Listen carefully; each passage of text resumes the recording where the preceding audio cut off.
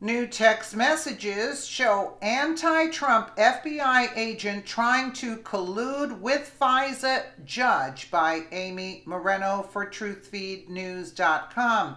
Anti-Trump FBI agent Peter Strzok and his mistress exchanged text messages regarding a Fisa court judge who oversaw the General Michael Flynn case. The messages clearly paint a picture of Strzok attempting to use his personal relationship with this judge to collude. From Town Hall, whether there was collusion between FBI agent Peter Strzok, bureau lawyer Lisa Page, and a Fisa judge remains to be seen, but the optics certainly are not good. The Federalist obtained text between Strzok and Page reportedly showing that the two plan to collude with Judge Rudolph Contreras after his appointment to the Fisa court. The publication also wrote that these exchanges were deliberately hidden from Congress, emphasis mine. Newly discovered text messages obtained by the Federalist reveal two key federal law enforcement officials conspired to meet with the Foreign Intelligence Surveillance Court FISC judge who presided over the federal case against Michael Flynn.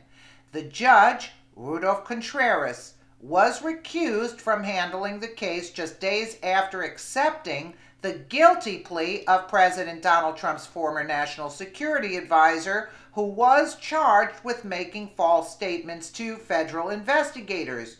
Rudy is on the Foreign Intelligence Surveillance Court. Page excitedly texts Strzok on July 25, 2016. Did you know that? Just appointed 2 months ago. I did, Strzok replied. I need to get together with him. He said he'd gotten on a month or two ago at a graduation party we were both at. Contreras was appointed to the top surveillance court on May 19, 2016, federal records show. The pair even schemed about how to set up a cocktail or dinner party just so Contreras, Strzok, and Page could speak without arousing suspicion that they were colluding.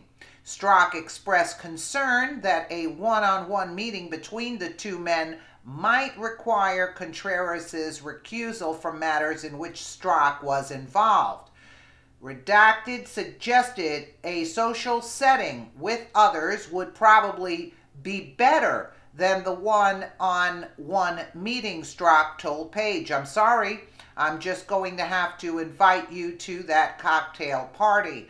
Have to come up with some other work people cover for action, Strzok added.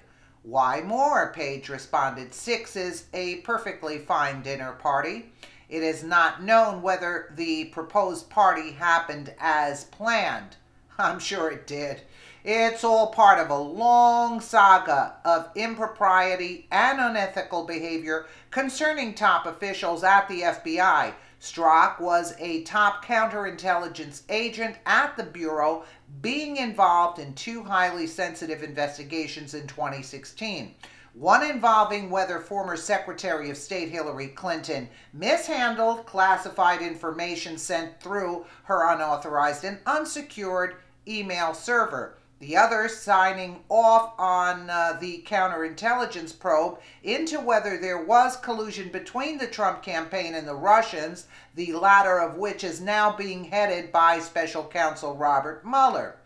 Strzok was also having an extramarital affair with Lisa Page, with the two exchanging tens of thousands of texts, all of them anti-Trump and pro-Clinton, highly unseemly for a man in a key position in the nation's preeminent domestic law enforcement and intelligence agency. You think? It was bad enough for Mueller to remove Strzok from the Russia investigation in August of 2017 when he became aware of the texts. He knew anyway, but people were finding out. That's why he had to do something about it. In August of 2016, Strzok and Page texted about their meeting with ex-Deputy Director Andrew McCabe, who was forced out after an Inspector General report cited him for an improper media disclosure concerning disagreement between the DOJ and FBI over the investigation into the Clinton Foundation. McCabe also reportedly misled investigators about his actions. And how about the insurance policy? They don't mention that here. But what about the insurance policy where they were colluding, actually, Strzok and Page in Andy's office? In that exchange with Andy, Strzok makes a reference, oh, there it is, sorry about that, folks, reference to an insurance policy which many have speculated is the Trump dossier, a piece of partisan opposition research subsidized by, I don't know why they say the Clinton campaign. It's Hillary Clinton, the witch. The Hillary team contacted Fusion. Yeah, I get it. It's a team. That's true. Team contacted Fusion GPS, who then hired former British spook Christopher Steele to find dirt on Donald Trump. This file was used to secure a Fisa warrant against former Trump foreign policy advisor Carter Page, who I say was a plant by the FBI. Carter Page worked for the FBI, and he also worked for Clinton in the 90s. So he's a plant. That's how they got it. And Carter Page is saying, I don't know why they did this. No, he knew everything why they did this. Anyway, there have also been allegations that the FISA powers were abused. No, really? Citing the Carter warrant, which is another issue entirely. Yet, the notion that the opposition research from a political campaign can be used to secure a spy warrant on members of an opposing presidential campaign is deeply troubling, you think. Of course, Democrats say this is overblown. Yeah, what else do they say?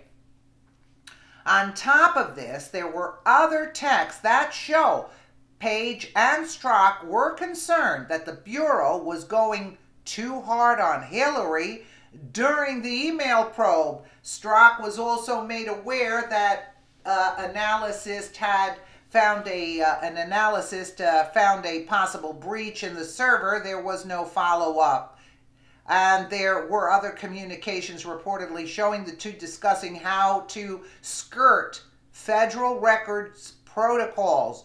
So you could see why the FBI was sort of dragging their feet on disclosing what Congress was asking of them for months. There's a lot of embarrassing details, I would say crooked details here. So the FBI has a huge mess to clean up, though some are rightfully asking what the heck are Strzok and Page still doing at the FBI? Since the revelations of the anti-Trump text, Strzok has been reassigned to human resources. That's why I said Mueller, when he demoted them, so to speak, and when he demoted them, it was because he was caught. Mueller was caught. They had these texts. That's why he demoted them. That's all he did with Strzok. Are you kidding me? And they were going too hard on Hillary. Comey had no choice but to go and publicly announce again, opening up the email, because the NYPD had gotten a hold of Uma Abedin, all of the information on Weiner's laptop. And Uma Abedin had an insurance policy, quote, on Weiner's laptop just in case something happened to her, you see? So Comey had no choice but to go public with this because NYPD had the computer.